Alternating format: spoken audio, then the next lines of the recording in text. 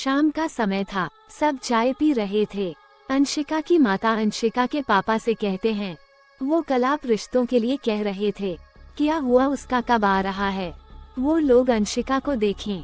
अंशिका के पापा कहते हैं कि उनका 3 बच्चा है, 40 साल के लड़के की उम्र है। वो लोग देखते आ रहे थे, पर अपने ही इस रिश्ते को मना कर दिया। अंशिका की माँ ने कहा, सही कहा, एक बच्चा हो तो सही है, 3 बच्चों के बाप से शादी करना। अंशिका खुश नहीं रहेगा। अंशिका ऐसे रिश्ते सुनकर अफसोस हो जाती, काश आज मेरे साथ ऐसा न हुआ होता, आज मेरे लिए कई बच्चों के बाप का रिश्ता न आया। राजीव ने तो मेरी जिंदगी ही बर्बाद कर दी। जब शादी के 1 साल के बाद उसे मुझे छोड़कर दूसरी लड़की से शादी करना ही था, वो मुझसे शादी क्यों किया? उसे एक बार भी अपनी बेटी प्रिया का ख्याल नहीं आया। तभी प्रिया स्कूल से आ गई। मम्मी खाना दे दो, आज बहुत मजा आए स्कूल में। प्रिया या बहुत सोचती है, मेरे घर वाले मेरी शादी कर रहे हैं, क्या मेरे पति और उनके ससुराल वाले प्रिया को अपना पाएंगे? प्रिया फेसबुक चला रही थी, तभी फेसबुक पे स्वप्निल नाम के एक लड़के ने प्रिया को फ्रेंड रिक्वेस्ट सेंड करके मैसेज किया। प्रिया स्वप्निल से बात करने लगी। स्वप्निल, क्या करती हैं आप? प्रिया, कुछ नहीं, घर पे रहते हैं, अब शादी करने जा रहे हैं। स्वप्निल, शादी फिक्स हो गई आपकी? प्रिया, अभी नहीं, घर वाले लड़का देख रहे हैं। स्वप्निल, आपके जैसे ही मेरा हाल है, घर वाले मेरे लिए लड़की देख रहे हैं। मैंने जीवनसाथी.com पे भी लड़की देखा था, पर कोई समझ नहीं आए। बस एक अच्छी लड़की मिल जाए जो मुझे बहुत प्यार करे, लाइफ सेट हो जाए मेरी। प्रिया, शादी के बाद मोहब्बत नसीब वालों को ही मिलती है। स्वप्निल, सही कहा आपने। अब देखे हम दोनों की शादी के बाद क्या होने वाला है। हमारे लाइफ पार्टनर हम लोगों को कितना प्यार करते हैं। दिन बीतता चला गया। प्रिया और स्वप्निल दोनों में रोज बातें होते होते गहरी दोस्ती हो गई थी।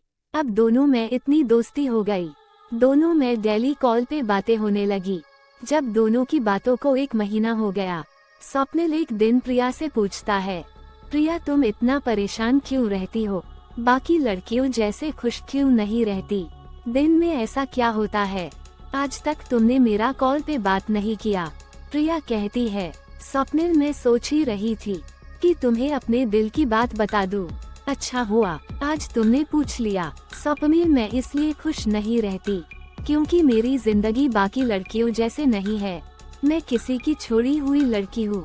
स्वप्निल कहता है, कोई बड़ी बात नहीं है, मैं 2 साल पहले एक लड़की को बहुत चाहता था, उसने मुझे धोखा दे दिया, हम दोनों धोखा खाए हुए हैं। नहीं स्वप्निल, मेरे साथ तो बहुत ही बुरा हुआ, समझ सकता हूँ प्रिया कैसा फील हुआ होगा, जिसने तुम्हें खून के आंसू रुलाया होगा। जब छोड़ के ही जाना होता है तो रिलेशनशिप में आते ही क्यों है? वो रिलेशनशिप में नहीं आया था। स्वप्निल कहता, क्या मतलब रिलेशनशिप में आने के बाद ही तो लोग धोखा देते हैं। प्रिया रोते हुए कहती है, स्वप्निल उस इंसान ने मुझसे पहले शादी किया, शादी के 2 साल के बाद, एक बेटी होने के बाद छोड़ दिया, अब उसने दूसरी शादी कर ली है। रोज के लड़ाई झगड़े, शक करना, शराब पीकर घर आने, मुझे पीटना, रेप करना, जैसे मैंने सब सहा। मैंने बहुत कोशिश किया उस हैवान के साथ रहने की, सिर्फ अपनी बेटी के वजह से। अच्छा हुआ वो गलत इंसान तुम्हारी जिंदगी से चला गया। प्रिया तुम बहुत अच्छी हो, वो तुम्हारे लायक नहीं था। तभी प्रिया की बेटी रिंकी आवाज देती है। प्रिया स्वप्निल से कहती है, मैं तुमसे बाद में बात करती हूँ। स्वप्निल सोचने लगा, कुछ दिन से मेरे दिल में प्रिया के लिए फीलिंग आ रही थी, अब क्या करूँ मैं? प्रिया का दर्द सुनने के बाद तो प्रिया से और मोहब्बत हो रही है। दूसरे दिन स्वप्निल पार्क गया था टहलने, वही प्रिया भी अपनी बेटी के जिद करने पे उसे घुमाने के लिए पार्क आई थी। स्वप्निल और प्रिया पार्क में एक दूसरे को देखते हैं, दोनों में बातें होती हैं। प्रिया स्वप्निल से कहती हैं, मैं घर जा रही हूँ। स्वप्निल कहता है, थोड़ी देर बैठकर मेरे साथ बात कर लो। प्रिया कहती हैं, मन तो मेरा भी है तुमसे बैठकर बातें करने का, डर लगता है कोई देख ना ले, क्योंकि मेरे पति ने बहुत बदनाम करके मुझे छोड़ा है। किसी से देख लिया तो जो रिश्ते आ रहे हैं वो भी नहीं आएगी। स्वप्निल कहता है ठीक है। फिर बगल वाले रेस्टोरेंट में बैठकर बातें करते हैं। दोनों एक रेस्टोरेंट में चले जाते हैं।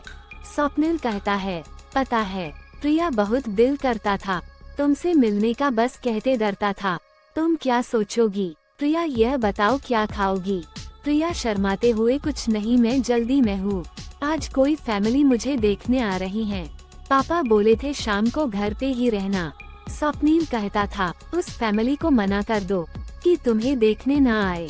प्रिया कहती है यह कैसी बातें कर रहे हो स्वप्निल, पापा का ऑर्डर है, मेरे घर वाले मेरी शादी करना चाहते हैं। प्रिया अब किसी को भी तुम्हें देखने आने की कोई जरूरत नहीं है क्योंकि मैं तुमसे शादी करूंगा। प्रिया यह क्या कह रहे हो स्वप्निल, होश में तो हो ना, मैं एक तलाकशुदा एक बच्चे की माँ हूँ। स्वप्निल कहता है पता है मुझे प्रिया, मैं तुमसे बहुत प्यार करता हूँ। मैं तुम्हें अपनी फीलिंग के बारे में बताने ही वाला था कि तुमने मुझे अपना सच बता दिया। प्रिया मैंने इस बारे में बहुत सोचा पर सच तो यही है, मैं तुम्हारे बिना नहीं रह सकता। प्रिया मैंने तुम्हें दिल से प्यार किया है, मुझे इस बात से कोई फर्क नहीं पड़ता तुम्हारा किसी के साथ शारीरिक संबंध था। तुम्हारे दिल बिल्कुल साफ है जिसमें कभी कोई नहीं था। बोलो प्रिया चुप क्यों हो, क्या तुम मुझसे शादी करोगी ना। प्रिया कहती है स्वप्निल मुझे यकीन नहीं हो रहा था, कोई मुझ जैसी तलाकशुदा लड़की को कैसे इतना प्यार कर सकता है। काश तुम मेरे जिंदगी में पहले ही आ गए होते तो आज यह सब ना होता, मेरी जिंदगी बर्बाद नहीं हुई होती। स्वप्निल कहता कुछ नहीं बर्बाद हुआ, मैं आ गया हूँ ना तुम्हें प्यार करने, मैं हमेशा तुम्हारे साथ रहूंगा। बोली प्रिया क्या तुम मुझे छोड़ के कभी जाओगी तो नहीं ना। प्रिया रोते हुए कभी नहीं। प्रिया अपने घर वालों से सोनल को मिलवाती है। स्वप्निल को प्रिया के घर वाले बहुत पसंद करते हैं। स्वप्निल कहता था कुछ दिन इंतजार करे, मैं अपने घर वालों को मनाकर आपके घर प्रिया का हाथ मांगने के लिए भेजते हूँ। स्वप्निल के पापा पहले ही खत्म हो चुके थे। घर पे स्वप्निल का भाई और स्वप्निल रहता था। स्वप्निल की मम्मी प्रिया की फोटो देखकर बहुत खुश हुई। जब उन्हें यह प्रिया की सच्चाई के बारे में पता चला वो गुस्सा हो गई, बिल्कुल नहीं मानी। स्वप्निल अपनी जिद पे टिका रहा, अपने मम्मी से कह दिया चाहे जो हो जाए मैं शादी सिर्फ प्रिया से ही करूँगा। स्वप्निल ने घर छोड़ दिया था। स्वप्निल अब खुश भी नहीं रहता था, सदमे के वजह से बीमार रहने लगा। स्वप्निल बस अपने मम्मी से यही कहता अगर आपको मेरी खुशी चाहिए प्रिया के घर मेरा रिश्ता लेकर चली जाए मम्मी। स्वप्निल की मम्मी प्रिया के घर रिश्ता लेकर जाती है। स्वप्निल और प्रिया की शादी हो जाती है। प्रिया की बेटी को स्वप्निल अपनी बेटी से जैसे मानता था। स्वप्निल की मम्मी भी प्रिया और उसकी बेटी को दिल से अपना लो थी क्योंकि प्रिया स्वप्निल की मम्मी का बहुत ख्याल रखकर उनके दिल में अपनी जगह बना ली थी। सना अपनी नई कार खरीदकर बहुत खुश थी। जितना ज्यादा वो खुश थी उतना डरती भी थी कि कहीं इस कार को कोई चुरा ना ले। सना ने अपने सपने की कार लेने के लिए लोन्स भी लिए हैं। सना अपनी यह बात अपनी फ्रेंड मुस्कान से बताती है। मुस्कान सना से कहती है तुम इस कार का इंश्योरेंस करा लो। मुस्कान कहती है ठीक है, कल तुम मेरे साथ इंश्योरेंस ऑफिस चलो। सना जैसे ही इंश्योरेंस ऑफिस में अपना कदम रखती है उसकी नजर एक लड़के पे पड़ती है। वो लड़का कैफी है जो इंश्योरेंस ऑफिस में जॉब करता है। सना पहली नजर में ही कैफी पे फिदा हो जाती है। कितना हैंडसम लड़का है, ना जाने इस लड़के को देखकर आज एक अलग सा एहसास क्यों हो रहा है। उसने बहुत बार सोचा सना से अपने दिल की बात कह दे, पर वो सना से प्यार का इजहार करते डरता था। अगर सना ना कह दी तो फिर वो उससे बात भी नहीं करेगी। कैफी ऑफिस से आकर डेली रात में सना से बात करता। सना दिन भर उस टाइम का इंतजार करती जब कैफी ऑनलाइन आता। सना सोच रही थी जब से कैफी मेरी जिंदगी में आया है मेरी तो जिंदगी में खुशियाँ ही खुशियाँ है। ना जाने एक अलग सा एहसास होता है। कैफी भी मुझसे प्यार करता है पर कहता नहीं है। मैं बस कुछ दिन वेट करूँगी, उसके बाद मैं कैफी को प्रपोज कर दूंगी। सना यह सब सोच ही रही थी तभी कैफी का कॉल आ गया। कैफी क्या कर रही हो सना? कुछ नहीं, बस कुछ काम कर रहे थे और कुछ सोच भी रहे थे। कैफी क्या सोच रही थी? सना, आपकी जिंदगी में कोई लड़की है कि नहीं कैफी? सना, तुम मुझसे बहुत प्यार करती हो ना सना? हाँ, कोई शक कैफी? और इस तरह से कितने लोगों से प्यार करती हो? सना, दिमाग सही है तुम्हारा, तुम मेरे ऊपर शक कर रहे हो। मेरा यकीन करो, मैं तुमसे बहुत प्यार करती हूँ और किसी भी लड़के से बात भी नहीं करती हूँ। कैफी, सना बस करो यार, धोखा दे रही हो तुम मुझे। सना कैफी को याद करके रोती है। कुछ दिन बीत जाता है। सना फेसबुक पर कैफी के एक दोस्त से बात की और उससे मिलने गई और उसे कहा कि तुम प्लीज मेरे और कैफी के बीच सब कुछ ठीक कर दो, मैं आपसे बहुत प्यार करती हूँ। तो उसका दोस्त ने बोला कि ठीक है, मैं आपकी हेल्प करूँगा, आप बिल्कुल भी परेशान ना होइए। कैफी का कॉल आता है और वो उसको बोलता, मैं तुम्हें बहुत याद करता, मुझसे जानती हो कि मैं तुमसे कितना प्यार करता हूँ, मैं तुमसे दूर नहीं रह सकता, मुझे माफ कर दो। सना कैफी को माफ करती है और कैफी के दोस्त को मना कर देती। कैफी आ गया है, आप उससे अब मेरी बात मत करिएगा। कुछ दिन बाद सना और कैफी एक रेस्टोरेंट जाते हैं।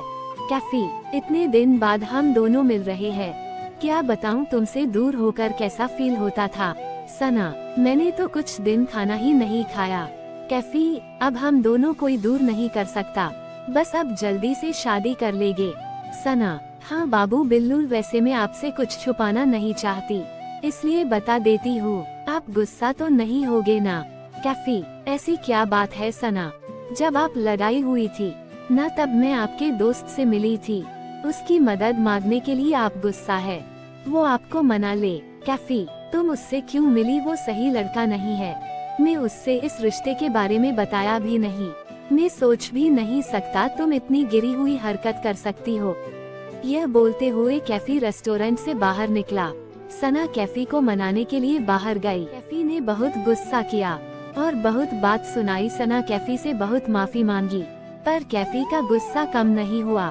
कैफी ने कहा, कार से अपना बैग निकालो। सना अपना बैग निकली। कैफी कार स्टार्ट करके चला गया। आज कैफी इतने गुस्से में था कि सना का आंसू भी उसको नहीं दिखा और वो सना के तरफ बिना देखे चला गया। सना घर आकर बहुत रोई। आज सना को भी इस बात का बहुत बुरा लगा। वो उसको बीच रास्ते पे रोते हुए छोड़ के चला गया। एक बार सोचा भी नहीं घर कैसे जाएगी। सना को अपनी सेल्फ रिस्पेक्ट बहुत प्यारी थी। उसने भी सोच लिया अब यह रिश्ता खत्म, मैं ऐसे इंसान के साथ नहीं रह सकती जो गुस्से में पागल हो जाए। कुछ दिन बाद कैफी का गुस्सा ठंडा हुआ। कैफी सोचने लगा, सना का कोई कॉल मैसेज नहीं आया, चलो आज बात कर लेता हूँ। कैफी ने सना को कॉल किया। कैफी, कैसी हो सना, आज याद कैसे कर लिया? कैफी, गलती तुम्हारी थी। सना, माना गलती मेरी थी, तुम्हें इतना ज्यादा नहीं गुस्सा करना चाहिए था। बीच रास्ते में तुम मुझे रोते हुए छोड़ के चले गए। कैफी, तुम्हारी हरकत ही ऐसी थी।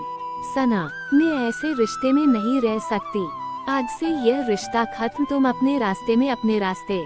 कैफी, होश में हो तुम ब्रेकअप कर रही हो। सना, इस रिश्ते से बढ़कर मेरे लिए मेरी सेल्फ रिस्पेक्ट है, मैं तुम्हारा गुस्सा नहीं झेल सकती। कैफी, हेलो। सना ने कॉल कट कर दिया। सना कैफी को बहुत चाहती है, वो कैफी को याद करके बहुत रोती है, पर उससे बात नहीं करती है। कैफी सना को बहुत मिस करता है। कैफी ने सना को बहुत बार मैसेज किया, पर सना कोई रिप्लाई नहीं करती। कैफी की शादी के लिए लड़की ढूंढी जा रही थी।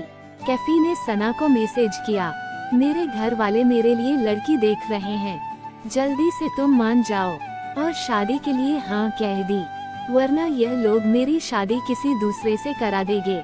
सना कैफी का मैसेज देखती है, पर कोई रिप्लाई नहीं करती है। 3 साल हो गए, दोनों आज भी एक दूसरे से प्यार करते हैं। कैफी आज भी सना का इंतजार करता है, उसे मैसेज करता है, पर नहीं मानती। सना कैफी को आज भी प्यार करती है, सिर्फ सेल्फ रिस्पेक्ट के लिए दूर हो गई।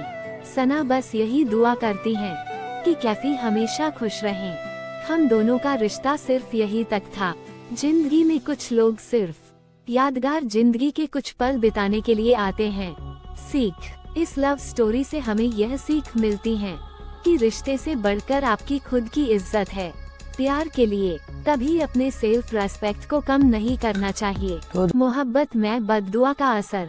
ब्रेकअप के 2 साल के बाद आरजू अयान में थोड़ी बहुत बात होना शुरू हुई थी। आरजू ने ही अयान को मैसेज किया था। अयान ने सोचा चलो आरजू तो मेरे प्यार में आज भी पागल है, चलो इसका थोड़ा फायदा उठाते हैं।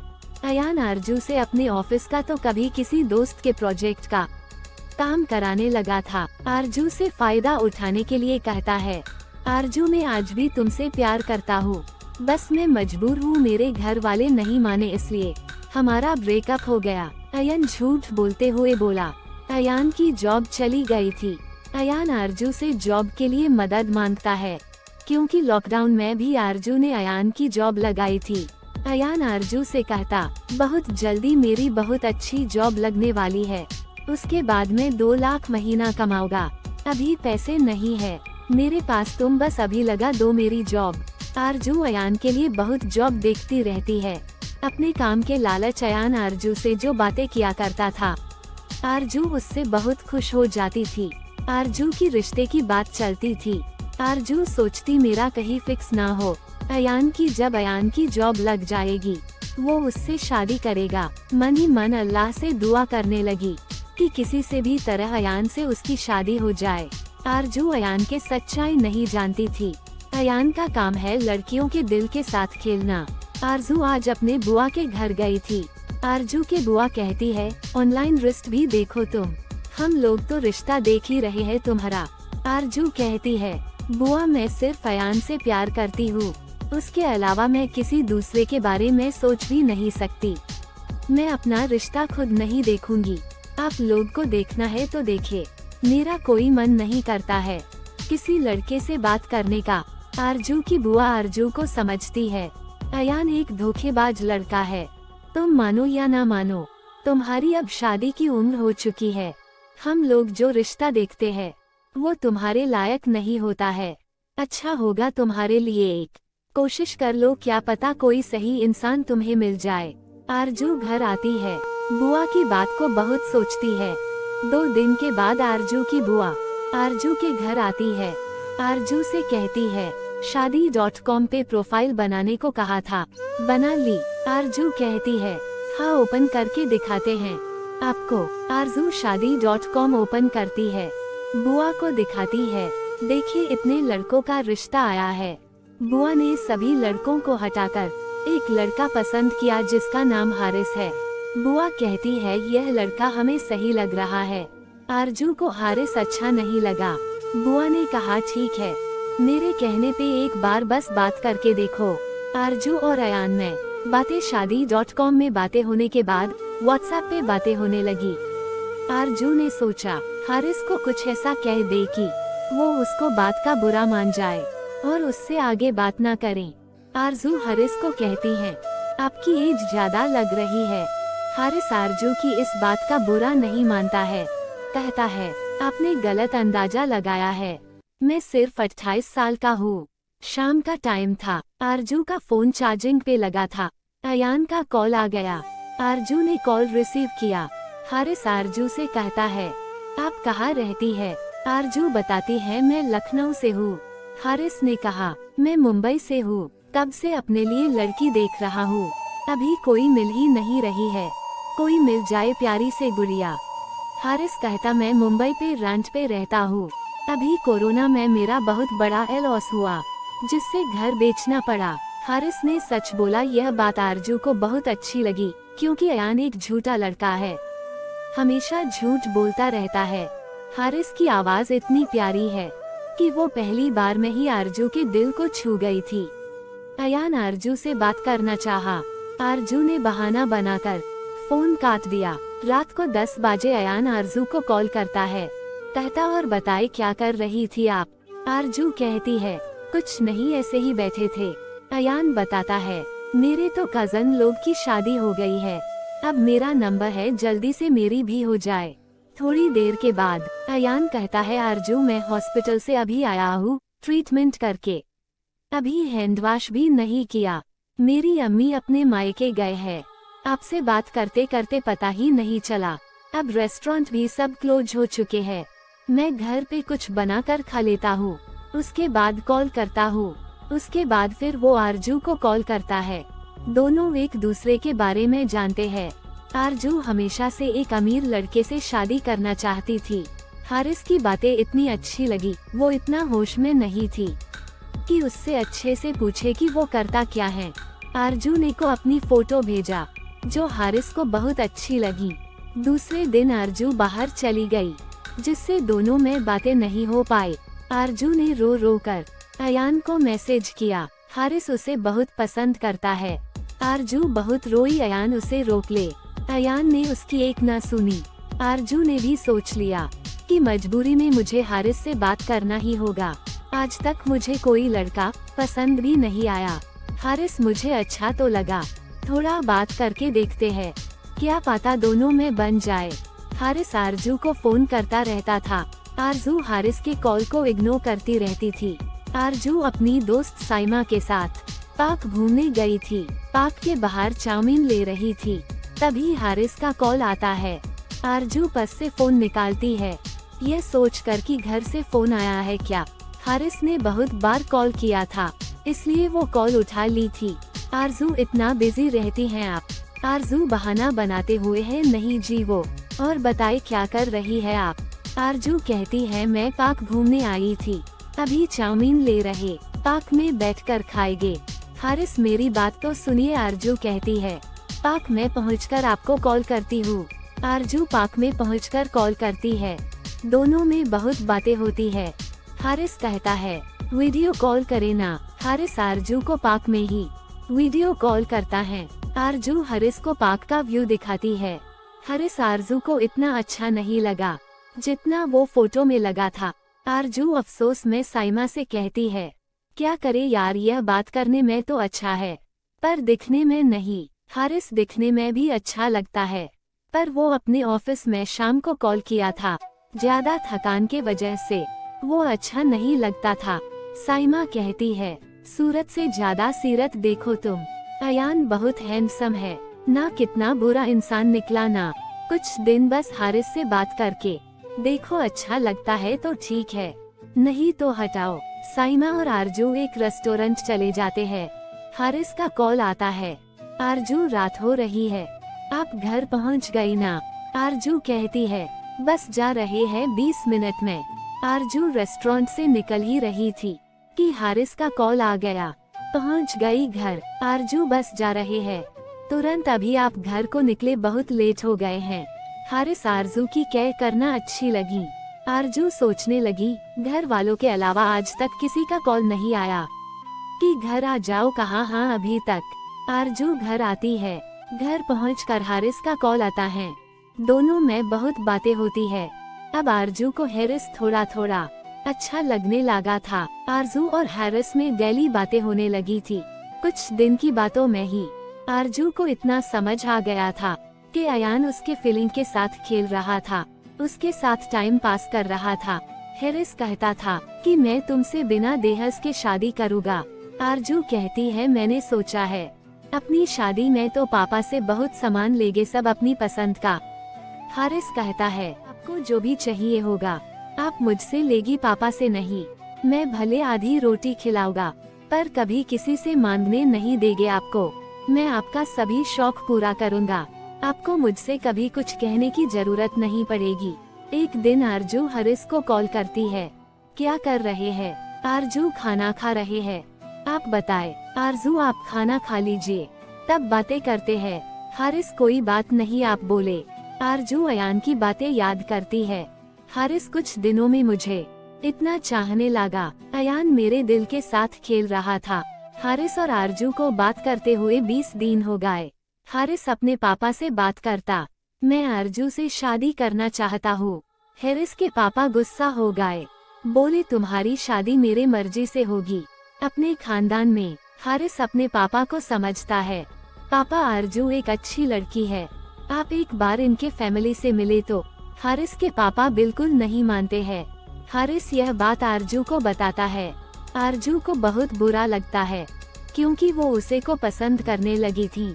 हारिस कहता है हमको ब्लैक मत करिएगा, जाने दीजिए क्या कर सकते हैं, जब किस्मत में मेरे आप नहीं है।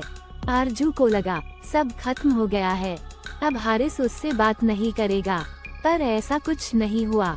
दूसरे दिन हारिस का कॉल आता है। आरजू कहती है, क्यों कॉल किया है आपने? आपके पापा नहीं मान रहे हैं ना? हारिस कहता है, मैं अपने पापा को मना लूंगा, थोड़ा मुझे टाइम दीजिए। हारिस ने घर पे अपने अम्मी और भाई से आरजू के बारे में बता दिया था। वो लोग आरजू को पसंद कर लिए थे। हारिस अपने अम्मी और भाई के सामने भी बात करता था। आरजू को लगा अब कोई प्रॉब्लम नहीं होगी, क्योंकि सब राजी है।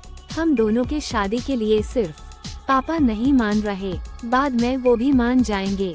आरजू और हारिस एक दूसरे के प्यार में पागल हो गए थे। हारिस अगर रात में आंखें बंद करके भी आरजू से बात करता। आरजू कहती है, आपको नींद आ रही है? हारिस कहता, बोलो ना, बस आंखें बंद है। आप बोलती है तो बहुत अच्छा लगता है। हारिस आरजू से कहता है, आरजू आप शादी के बाद मुझे कभी छोड़ के तो नहीं जाओगी ना, चाहे जो हो जाए? आरजू कहती है, कभी नहीं। आरजू अब अयान को पूरी तरह से भूल चुकी थी। अब वो हारिस के प्यार में पागल थी। हारिस कभी भी आरजू को इग्नोर नहीं करता था। चलते बाइक पे आरजू का वीडियो कॉल भी उठा लेता था। हारिस आरजू का गुस्सा, बचपना सब सहता था। हारिस सोचता था किसी भी तरह पापा मान जाए, आरजू से उसकी शादी हो जाए। हारिस के पापा बहुत समझाए, हारिस नहीं माना। हारिस जितना भी थका हो, जितना भी बीमार हो, पर वो आरजू से बात जरूर करता था। ऐसा कभी नहीं होता था कि किसी भी दिन आरजू और हारिस में बात न हो। आरजू और हारिस को बात करते हुए 3 महीना हो गए। आरजू हारिस से कहती है कि अब हम दोनों में बातें नहीं होगी, क्योंकि आपके पापा नहीं मान रहे हैं। हारिस कहता, ऐसा न करे, आप जो चल रहा है चलने दे, आप परेशान ना हो, हम आपसे ही शादी करेंगे, पापा को अलग करके अपने से शादी करेंगे। हारिस और आरजू में प्यार बढ़ता ही जा रहा था। हारिस आरजू को शादी का बहुत सपना दिखाता था। शादी बाद यह करेंगे वो करेंगे। दोनों कभी कभी बातें करते करते खो जाते थे। दोनों में वीडियो कॉल भी बहुत होती थी, पर कभी कोई गंदी बातें नहीं। हारिस आरजू की इज्जत का बहुत ख्याल रखता था। हारिस थोड़ा सा भी बीमार हो जाए, आरजू बिल्कुल परेशान हो जाती थी। हारिस की बहुत केयर करती थी। आरजू ने सोचा अब तो ऐसा हो नहीं सकता है कि हारिस से मेरी शादी न हो। आरजू को हारिस पे पूरा भरोसा था। उसके बाद आता है इनके लव स्टोरी में एक मोड़। हारिस के पापा हारिस से बिना पूछे खानदान की लड़की से रिश्ता फिक्स कर देते हैं। हारिस कहता है, पापा मैं वहाँ नहीं करूँगा। पापा समझाते हैं, देखो वो लोग अमीर है, बहुत पैसे देंगे, तुम्हें बिजनेस भी करा देंगे, शादी अपने खानदान में ही करना चाहिए। हारिस के पापा हारिस से नाराज होकर घर नहीं आते थे। अब हारिस की अम्मी और भाई भी आरजू के खिलाफ हो गए।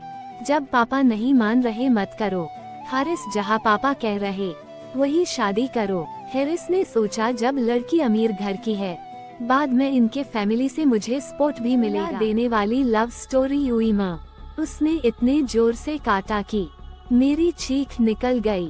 मैंने गुस्से और हैरानी का मिश्रित भाव लिए उसकी तरफ देखा। वो अपनी जीत पर इतराती हुई मंद मंद मुस्कुरा रही थी। उसकी मुस्कुराहट का मेरे ऊपर एक जादू सा असर हुआ और अगले ही पल मैं उसके हुस्न में खो गया। उसकी जादुई मुस्कान के प्रभाव में मैं एक पल के लिए खो सा गया। बड़ी बड़ी नशीली आँखें, बारीकी से तराशे गए नाक नकश, मोती जैसे चमकते दांत, हल्के गुलाबी गाल और गालों के दोनों तरफ लहराते काले रेशमी बालों में वह पारियों वाली खूबसूरती लिए हुई थी। ऊपर से उसकी मोहक मुस्कान एक जादुई प्रभाव क्रिएट कर रही थी। उसने शर्मा कर धीरे से नजरें झुकाई तो मेरे बदन में झुरझुरी सी दौड़ गई। एक हल्की सी सरसराहट हुई तो मैं समझ गया कि वह मेरे दिल के उपवन में प्रवेश कर चुकी है। रात के 12 बजे मैं बगीचे में खड़ा बड़ी बेचैनी से उसकी इंतजार कर रहा था। पता नहीं वह आएगी भी या नहीं। आम के पेड़ से टेक लगाए मैं सोच ही रहा था कि पायल की मधुर झनकार सुनाई पड़ी। आते ही वह मेरे सीने से ऐसे लिपट गई जैसे जन्मों जन्म के बिछड़े प्रेमी मिलते हो। कैसी हो, मैंने उसके माथे को चूमते हुए कहा। कुछ मत कहो, तुम एकदम बुजदिल और काया हो। वह रो रही थी। अब मैं तुमसे कैसे बताऊं कि मैं कितना मजबूर था। शायद मैं दिल चीर कर दिखा सकता तो तुम मेरी मजबूरी समझ पाती।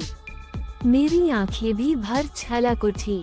तुमने अगर अपना समझा होता तो बताता नहीं होता। वह शिकायत कर रही थी। अब तुम्हें कैसे बताऊं मैं तुमसे कितनी। अब कुछ मत बताओ। उसकी उंगलियों मेरे होंठों पर थी। एक बात कहूं, काफी देर बाद उसने मेरे सीने से अपना चेहरा हटाया। हाँ बोलो, मैंने उसकी उंगलियों को नरमी से चुभते हुआ बोला। यह हमारी पहली और आखिरी मुलाकात है। इस जन्म में हमारा मिलन नहीं हो सकता। वह मेरे बालों को सहलाते हुए बोली।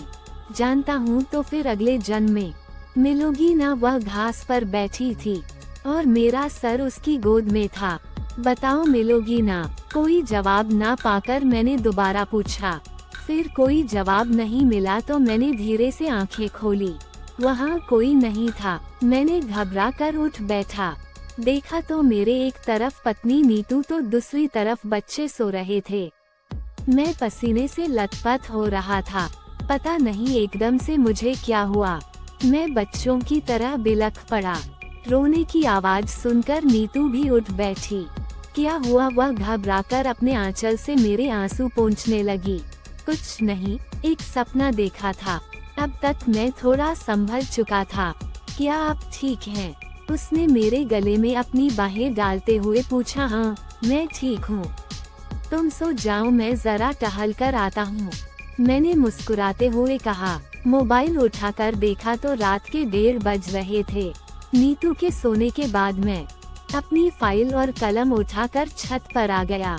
घर की बाउंड्री से टेक लगाकर मैंने कुछ याद करने की कोशिश की। दिमाग पर ज्यादा जोर डालने की जरूरत नहीं पड़ी। कुछ ही मिनटों में मेरी आंखों के सामने कुछ जाने पहचाने दृश्य उभरने लगे। इतने बॉडी बिल्डर होकर एक लड़की से हार गए कहते हुए प्रताप ने जब मेरे घुटनों को हिलाया तब मैं होश में आया। लेकिन तब तक वह मेरे दिल की जमीन पर उतरकर एहसास वाले हिस्से पर कब्जा कर चुकी थी। मैं कुछ नहीं बोल पाया, बस अपनी उंगली में चुभे उसके दांत के निशान को देखता रहा।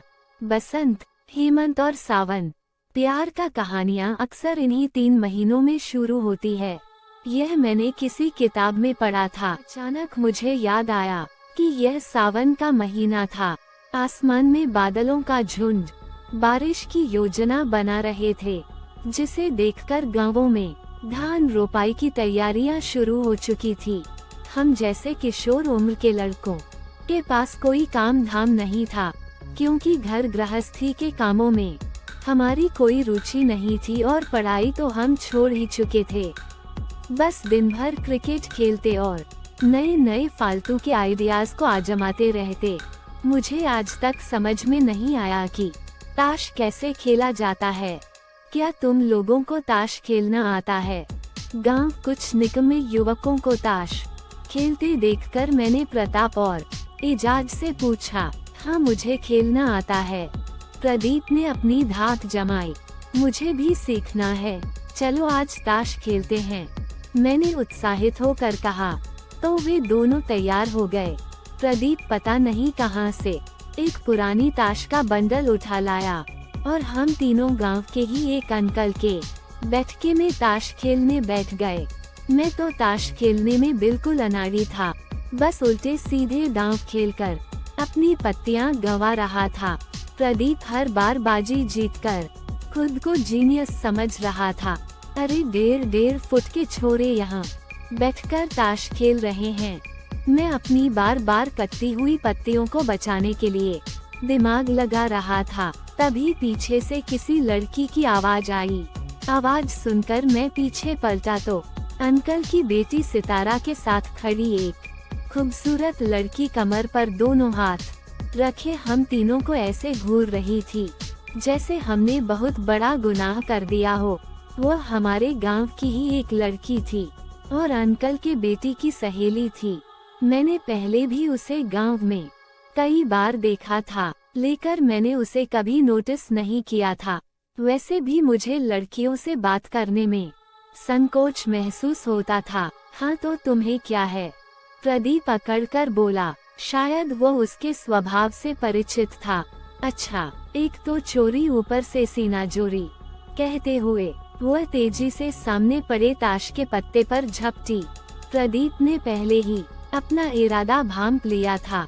उसने बड़ी फुर्ती से सभी शिकायतों को समेट लिया। यह देखकर अब वह भड़क गया और उससे लिपटने की कोशिश करने लगा।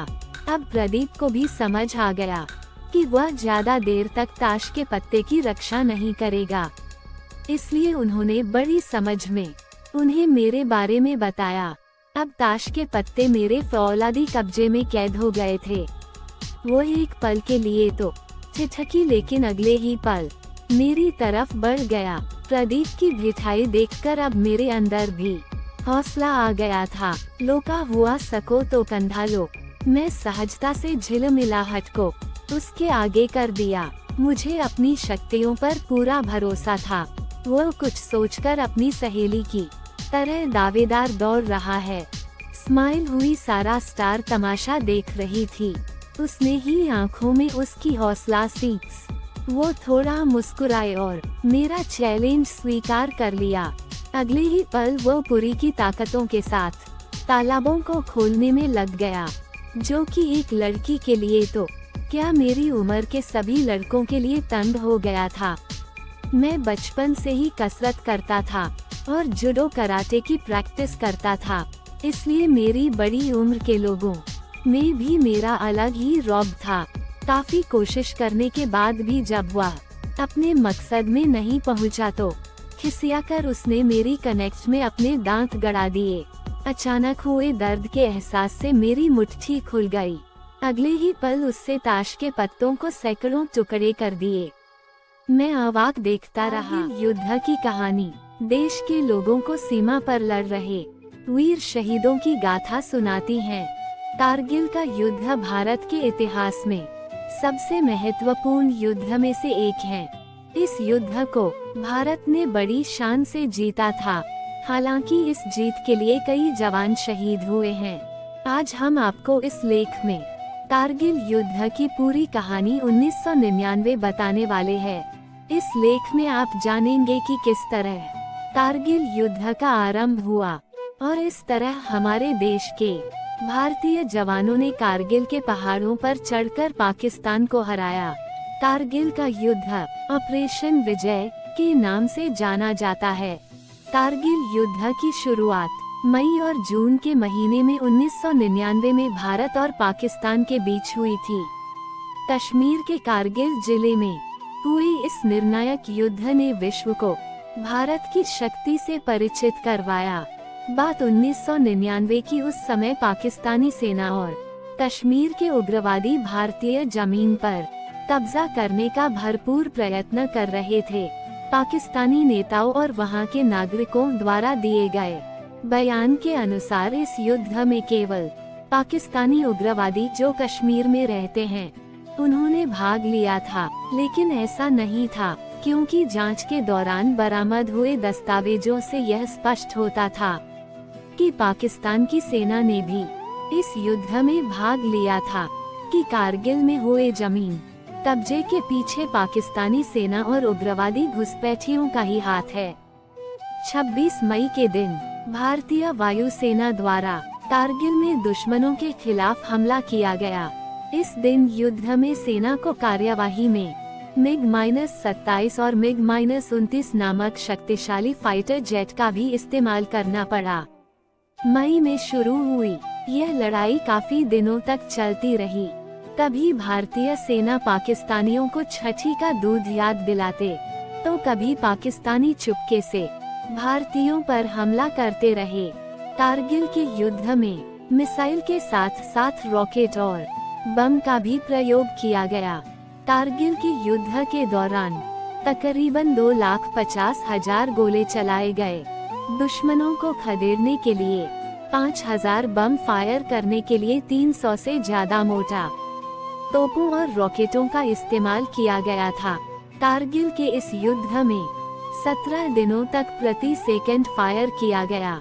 आजादी के बाद यह भारत की पहली लड़ाई थी जिसमें इतनी अधिक मात्रा में बम गोलों का प्रयोग किया गया था। यही कारण है कि कारगिल का युद्ध इतना लोक प्रसिद्ध है। इस प्रकार यह युद्ध जून और जुलाई के महीने तक चला। आखिरकार 26 जुलाई के दिन पाकिस्तानियों को कारगिल से खदेड़कर भगा दिया गया और इस तरह भारतीय सेना ने बड़ी ही गर्व से पाकिस्तानियों के खिलाफ इस जंग को जीता। युद्ध कभी अच्छे परिणाम नहीं लाता है, इससे जन धन माल इत्यादि की हानि होती है और कारगिल के युद्ध में भी कुछ ऐसा ही हुआ था। कारगिल युद्ध के बाद हिंदुस्तान और पाकिस्तान दोनों की ही आर्थिक संकट का सामना करना पड़ा। भारतीय सेना ने 26 जुलाई 1999 के दिन कारगिल का युद्ध जीत था। इसलिए 26 जुलाई के इस दिन को हर वर्ष विजय दिवस के रूप में मनाया जाता है। 2 महीने तक लड़े गए युद्ध में देश को भारतीय सेना की बहादुरी, निडरता, देश प्रेम की झलक मिली। यह युद्ध देशवासियों को भारतीय सेना के सम्मान करने का संदेश देता है, क्योंकि उन्हीं के कारण आज हम बेफिक्र होकर अपने घर पर सोते हैं। कारगिल की ऊंची पहाड़ियों पर लड़ी गई इस युद्ध में भारत ने अपने 527 से ज्यादा वीर योद्धाओं को खोया था और 1300 से ज्यादा वीर घायल हो चुके थे। वहीं कारगिल के इस युद्ध में पाकिस्तान के 2700 सैनिक मारे गए और 250 पाकिस्तानी सैनिक जंग छोड़कर भाग गए। कारगिल के इस युद्ध के बाद नवाज शरीफ की सरकार को हटाकर परवेज मुशर्रफ राष्ट्रपति बनाया गया। कारगिल के युद्ध में देश प्रेम की अपार भावना देखने को मिली, क्योंकि इस युद्ध में न सिर्फ सेना पर लड़ रहे जवानों के रक्त में उबाल आया था, बल्कि देश के नागरिकों के खून में भी उबाल आया था। कारगिल युद्ध के बाद भारतीय सरकार ने देश की आर्थिक स्थिति को ठीक करने के लिए बजट बनाए और रक्षा बजट को भी बढ़ाया। कारगिल युद्ध की जानकारी देश के हर नागरिक तक पहुंचाने के लिए और लोगों के मन में देश प्रेम की भावना का संचार करने के लिए कारगिल युद्ध के ऊपर बॉलीवुड में LOC कारगिल, लक्ष्य और धूप जैसी यादगार फिल्में बनाई गए। पाकिस्तानियों की हर चाल पर भारतीय सरकार ने हमेशा ही मुंह तोड़ जवाब दिया है और कारगिल का युद्ध इस बात का प्रमाण है। इस खूंखार लड़ाई ने सिर्फ भारतीय सेना हृदय में देश प्रेम की भावना का संचार किया था, बल्कि पूरे देश की जनता इस युद्ध में घर बैठे अपनी सेना के विजयी होने के लिए प्रार्थना कर रही थी। भारतीय सेना के वीरों की गौरव गाथा कहानी। हम जितने सुकून से अपने घरों में सोते हैं, जो मर्जी वो काम करते हैं, कभी सोचा है यह आजादी किसके बदौलत है? कैसे हम यह बेबाक जिंदगी जी पा रहे हैं? जवाब है भारतीय सेना, जिसकी बदौलत हम इतनी आजादी से अपनी जिंदगी जी पाते हैं। भारतीय सेना सर्दी हो या गर्मी, हर मौसम में दिन के 24 घंटे हमारी सुरक्षा के लिए दुश्मनी से बॉर्डर पर लड़ने के लिए तैयार रहती है। अगर देश की सीमा पर यह आर्मी ना हो तो देश में आए दिन दंगे फसाद और मौत का खूनी खेल खेला जाएगा। लेकिन जिस सेना ने हमें इतनी आजादी दी है, कभी सोचा है इस आजादी को देने के लिए उन्हें क्या कीमत चुकानी पड़ती है? यदि नहीं, तो आज हम आपको अपनी कहानियों के माध्यम से बताना चाहेंगे। यह कहानी सच्ची घटनाओं से प्रेरित होकर लिखी गई है। अपने परिवार की फिक्र के बिना जान की बाजी लगाकर आई और दुश्मनों की बोलियों का जवाब देने के लिए हमेशा रहता है। आज हम आपको उन्हीं वीरों की कहानी अपने शब्दों में सुनाने जा रहे हैं, ताकि देश का हर व्यक्ति इंडियन आर्मी के महत्व को जान पाए और सेना का दिल से सम्मान करें। यूपी के एक छोटे से शहर में एक राकेश का नाम लड़का रहता था। राकेश का मन बचपन से ही देश सेवा करना था, इसलिए बड़े होकर राकेश ने फौज में दाखिला लिया और एक अच्छा सिपाही बन गया। आर्मी ज्वाइन करने के कुछ समय बाद राकेश ने शादी कर ली थी। शादी के बाद सिर्फ 2 महीने वह अपने पत्नी के साथ रहा और उसके बाद उसे फिर से सीमा पर लड़ने के लिए बुला लिया गया था।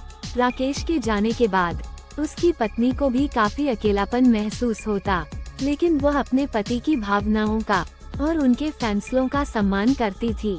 शादी को बीते 2 साल हो चुके थे। अब राकेश की पत्नी मां बनने वाली थी, लेकिन गर्भवती होने के बाद भी राकेश की पत्नी को यह सारा समय अकेला ही रहना पड़ा, क्योंकि इस समय राकेश सीमा पर अपनी ड्यूटी में तैनात था।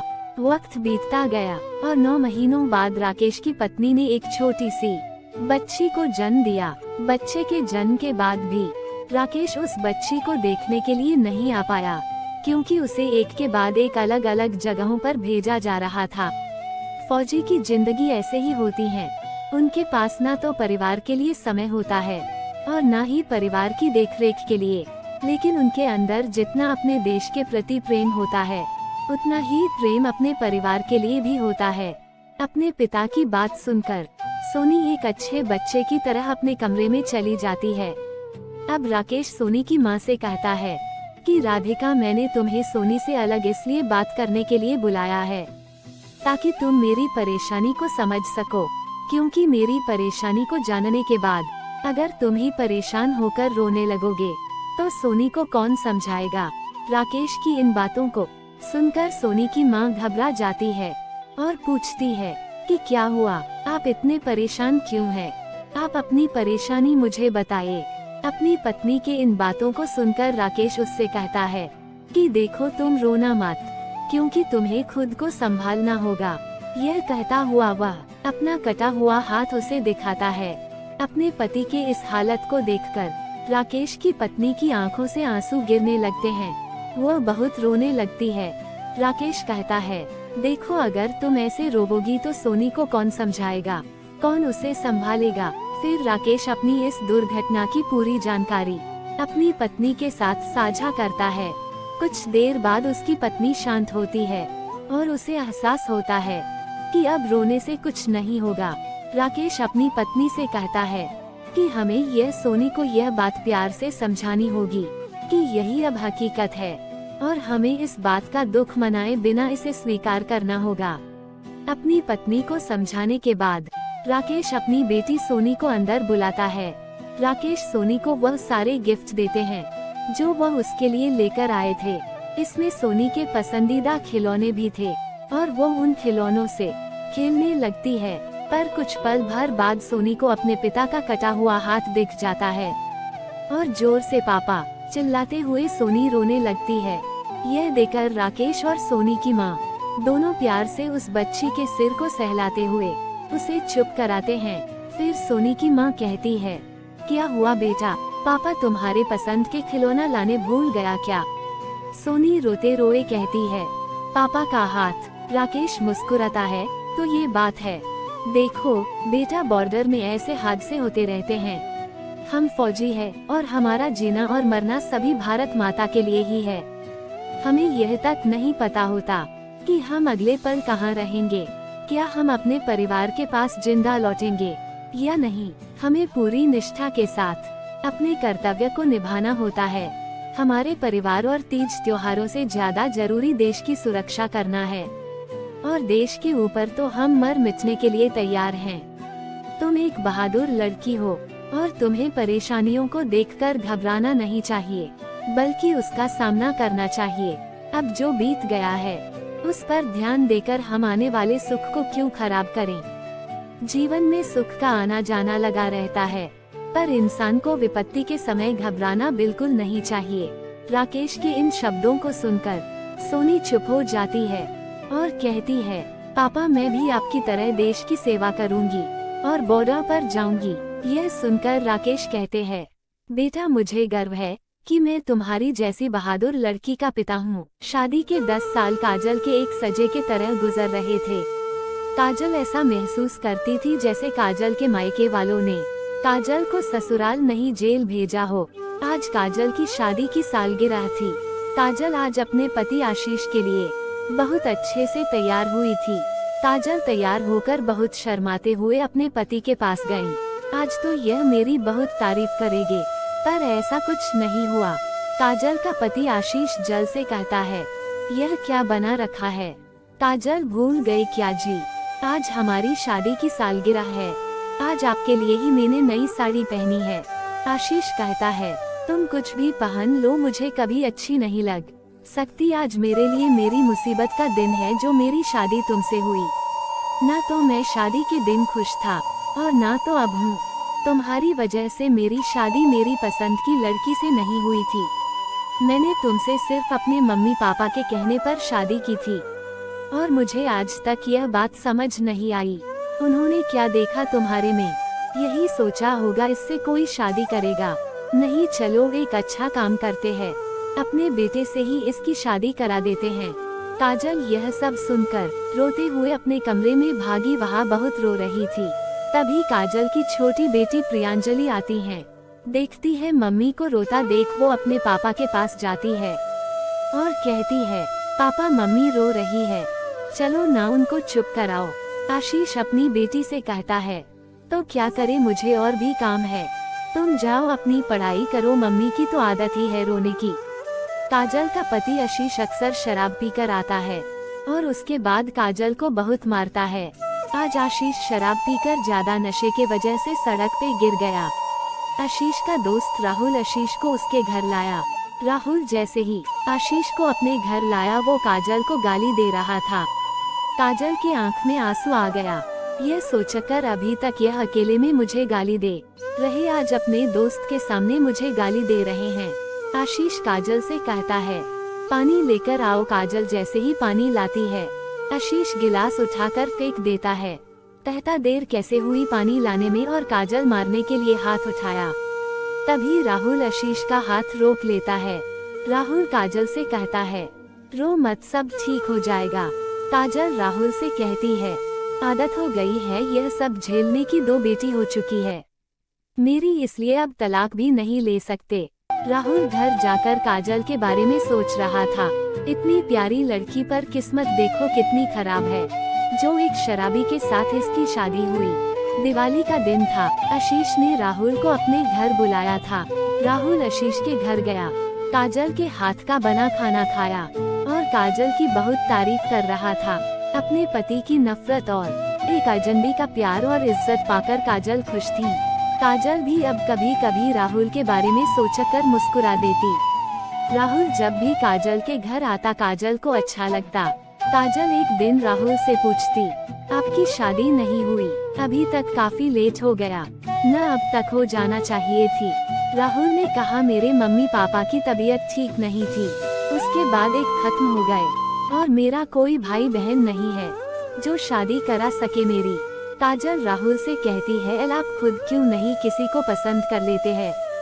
राहुल काजल से कहता है, यह धोखे का जमाना चल रहा, डर लगता है मुझे कहीं कोई मेरा प्यार भरा दिल न तोड़ दे।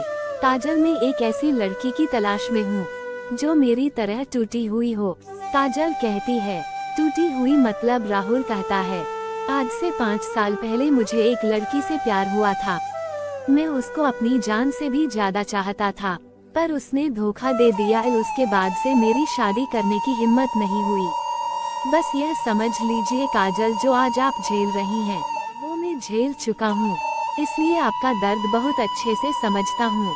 राहुल और काजल बातें कर रहे थे, तभी आशीष होश में आ गया। राहुल आशीष को होश में आया, उसको समझाया, अब मत पियो, अपना परिवार देखो। आशीष राहुल से कहता है, राहुल यह औरत जो है, मुझे इसकी शक्ल नहीं देखी जाती, बहुत बेकार है, यह इसको कहीं बेच दिया जाए क्या? यह सुनकर राहुल बहुत गुस्सा हुआ। अपना गुस्सा कंट्रोल करते हुए अपने घर चला गया। दूसरे दिन राहुल आशीष के घर आया। काजल दरवाजे के पास जाकर बोली, आशीष नहीं है, आप बाद में आ जाएगा। राहुल काजल से कहता है, काजल तुम्हें मेरी कसम, दरवाजा खोलो, मुझे तुमसे कुछ बात करनी है। काजल दरवाजा खोल देती है। राहुल काजल के पास आता है और कहता है, काजल आज मैं तुमसे अपने दिल की बात कह देना चाहता हूँ। मैं तुमसे बहुत प्यार करता हूँ और अब तुम्हारी यह हालत नहीं देख सकता, क्या तुम मुझसे शादी करोगी? काजल कहती है, यह क्या कह रहे हो तुम राहुल, तुम्हें पता है न मैं शादीशुदा हूँ और मेरी 2 लड़कियाँ भी है। राहुल कहता है, मुझे यह सबसे कोई फर्क नहीं पड़ता है, मुझे अपनी जिंदगी सिर्फ तुम्हारे साथ ही बितानी है। काजल राहुल से कहती है। राहुल, कहीं तुम मुझसे मजाक तो नहीं कर रहे हो? राहुल काजल से कहता है, जान, क्या मैं अपने हाथों की नस काट लूं? क्या तब तुम मेरी मोहब्बत का यकीन करोगी? यह कहते हुए राहुल चाकू उठा लिया। तभी काजल राहुल के हाथ से चाकू छीन लेती है और राहुल के गले लगकर रोने लगती है और कहती, राहुल, मैं भी तुमसे बहुत प्यार करती हूँ। राहुल और काजल की अब बहुत बातें होने लगी। कॉल पे और दोनों बाहर घूमने भी जाते। दोनों मजे से अपनी लाइफ जी रहे थे। राहुल जब भी काजल से शादी की बात करता, काजल डर जाती, यही कहती, मेरी हिम्मत नहीं पड़ रही है, लोग क्या कहेंगे, बच्चे कहाँ रहेंगे। राहुल काजल को समझाता, देखो काजल, लोगों की परवाह मत करो, तुम अपनी खुशी देखो, और रही बात बच्चों की, वो मेरे साथ रहेंगे। काजल, हम दोनों शादी करके बहुत खुश रहेंगे। मैं तुम्हें इस नर्क से निकालना चाहता हूँ, बस तुम हिम्मत करके मेरा साथ दे दो। आशीष को काजल और राहुल के बारे में पता चल गया। राहुल घर आया, काजल को बहुत मारा। काजल बेहोश हो गई। आशीष काजल के ऊपर मिट्टी का तेल डालकर माचिस जलाने ही वाला था कि अचानक राहुल आ जाता है। राहुल आशीष के हाथ से माचिस छीन लेता है और आशीष को एक कस के थप्पड़ मारता है। राहुल कहता, आशीष, तूने एक लड़की की जिंदगी बर्बाद कर दी है। आज तू इतना गिर गया कि मेरी काजल की जान ले रहा था तू। यह सब देखकर काजल की छोटी बेटी पुलिस को कॉल कर देती है। पुलिस घर आती है और आशीष को ले जाकर जेल में डाल देती है। काजल और राहुल एक दूसरे से शादी कर लेते हैं। शादी के बाद काजल और राहुल बहुत खुश थे और काजल की दोनों लड़कियां राहुल के पास रहती। काजल के मायके वाले काजल की दोनों बेटियों को अपने साथ ले गए। शादी के बाद काजल के 2 लड़के हुए। बच्चों के बड़े होने पे काजल अपनी कहानी सब अपने लड़कों को भी बताती है। लड़के बहुत खुश थे अपनी माँ के इस फैसले से। सीख, शराब में ना जाने ऐसे ही कितने घर बर्बाद हुए हैं। शराब के वजह से कितने रिश्ते टूटे हैं। हमारी आपसे हाथ जोड़कर विनती, प्लीज आप शराब पीकर आप भी ऐसी गलती कभी मत करना। आपके वजह से आपके बच्चे समाज में मुंह दिखाने के लायक नहीं बचेंगे। आपका परिवार सिर्फ आपकी दिन भर फिक्र करता है। हम जो समझाना चाहते हैं आप समझ गए होंगे। प्लीज प्लीज जिंदगी में शराब मत पीना। ईंट पत्थर वाला प्यार एक ऐसी सच्ची प्रेम कहानी है जिसमें सलमान को अपनी पड़ोसन चांदनी से प्यार हो जाता है। चांदनी भी सलमान से मोहब्बत करने लगती है, लेकिन गुस्से में वो सलमान के घर ईंट पत्थर की बौछार करती है। ऐसे में सलमान के घर वाले ऐसी लड़की को घर की बहू नहीं बनाना चाहते। क्या चांदनी की शादी सलमान से हो सकेगी? यह जानने के लिए ईंट पत्थर वाला प्यार की लव स्टोरी लाया है। दिसंबर का महीना रहता है, बहुत ही थर्राती हुई सर्दी रहती है। चांदनी नहाकर अपनी छत पर हल्की सी धूप में अपने बाल सुखा रही थी। उसकी घनी जुल्फें उसके चेहरे पर आ रही थी, जो कि चांदनी की खूबसूरती में 4 चांद लगा रही थी। इधर सलमान अपनी छत पर बैठा धूप की गर्मी ले रहा था कि अचानक उसकी नजर चांदनी पर पड़ती है। वो चांदनी को एकटक देखे चला जा रहा था। वैसे तो सलमान और चांदनी दोनों पड़ोसी रहते हैं। दोनों के घर एक दूसरे से अटैच्ड रहते हैं, इसलिए दोनों बचपन से एक दूसरे को जानते हैं। लेकिन आज पता नहीं ऐसा क्यों होता है कि सलमान का खिंचाव चांदनी की तरफ होता है। चांदनी की बड़ी बड़ी आँखें, काले और घने बाल, उसके सुर्ख होंठों से जैसे ब्लड निकल रहा हो। आज उसकी खूबसूरती कुछ अलग सी ही लग रही थी, जो सलमान को उसका दीवाना बना रही थी।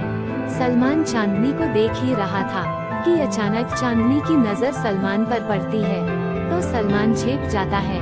चांदनी को यह देखकर थोड़ा अजीब लगता है, वो अंदर चली जाती है। दूसरे दिन भी सलमान छत पर बैठा रहता है और चांदनी भी अपनी छत पर कपड़े फैलाने आती है।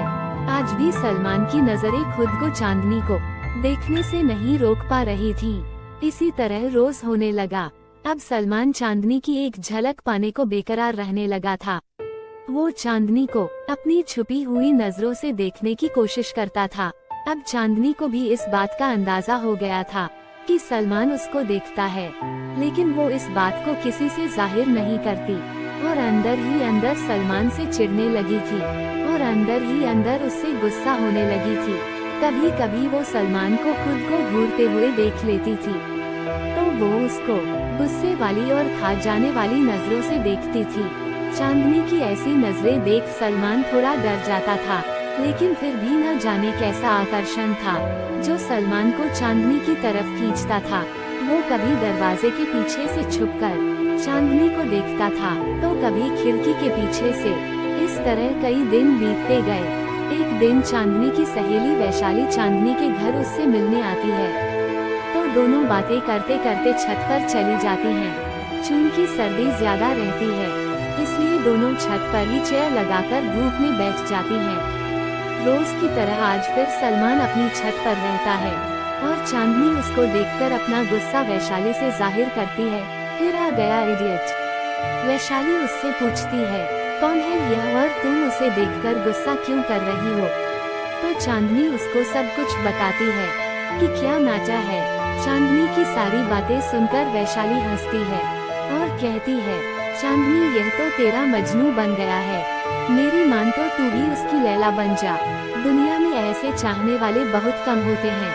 चांदनी वैशाली की बात पर उसको एक चिप्पी मारती है और कहती है पागल हो गई है तू। वैशाली कहती है नहीं सच बोल रही हूँ, सोच ले। इतना कहकर वो खिलखिलाकर हंसने लगती है।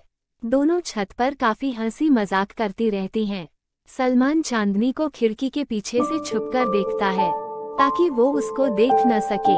थोड़ी देर बाद वैशाली अपने घर चली जाती है। वैशाली के जाने के बाद चांदनी वैशाली की कही हुई बात को सोचती है और मुस्कुराती है। फिर मन ही मन कहती है पागल है। दूसरे दिन चांदनी नहाकर अपनी छत पर जाती है। सलमान भी रोज की तरह अपनी छत पर रहता है और चांदनी को देखकर अपनी नजरें इधर उधर घुमा लेता है। आज चांदनी को उस पर गुस्सा नहीं आ रहा था, बल्कि आज वो चाहती थी कि सलमान उसको देखे। चांदनी बार बार सलमान की तरफ मुखातिब होती है। आज चांदनी को पता नहीं कौन सा एहसास हो रहा था जो चांदनी को सलमान की तरफ आकर्षित कर रहा था। शायद उसको भी अब सलमान अच्छा लगने लगा था। वो बार बार सलमान की तरफ देखे जा रही थी।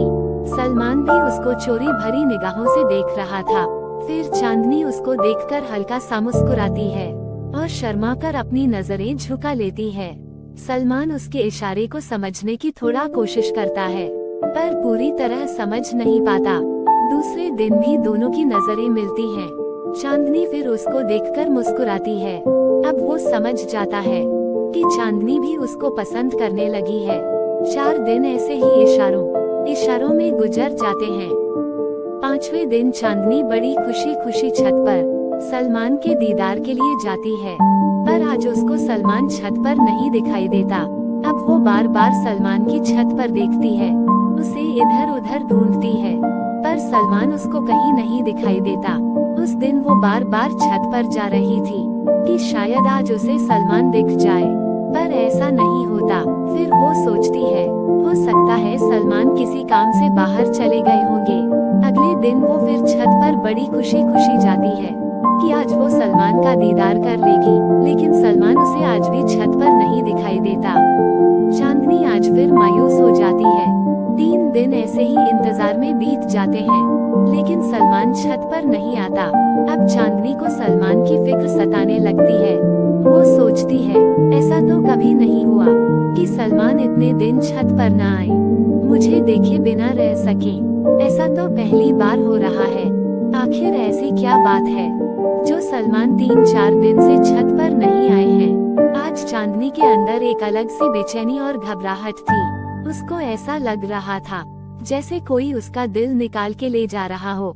चांदनी इस बात का पता लगाने नीचे जाती है और दरवाजे से बाहर देखती है, लेकिन उसे बाहर भी सलमान दिखाई नहीं देता। इस तरह तड़पते हुए पूरे 6 दिन गुजर जाते हैं, लेकिन सलमान छत पर नहीं दिखाई देता। अब वो सोचती है कि किसी तरह वो सलमान के घर पहुंच जाए तो उसे सलमान के बारे में पता चल जाएगा। सोचते सोचते फिर उसे याद आता है कि सलमान की बहन तो उसी के कॉलेज में पढ़ती है, क्यों न उससे मिलने चला जाए। और फिर वो सलमान की बहन रजिया से मिलने चली जाती है। वहाँ जाकर चांदनी रजिया से कहती है, मेरी तबीयत ठीक नहीं थी, इसलिए मैं 2 दिन से कॉलेज नहीं जा पाई। मैं तुमसे यह पूछने आई हूँ कि कल कॉलेज खुला है या नहीं। रजिया चांदनी से कहती है, हाँ कल कॉलेज ओपन है।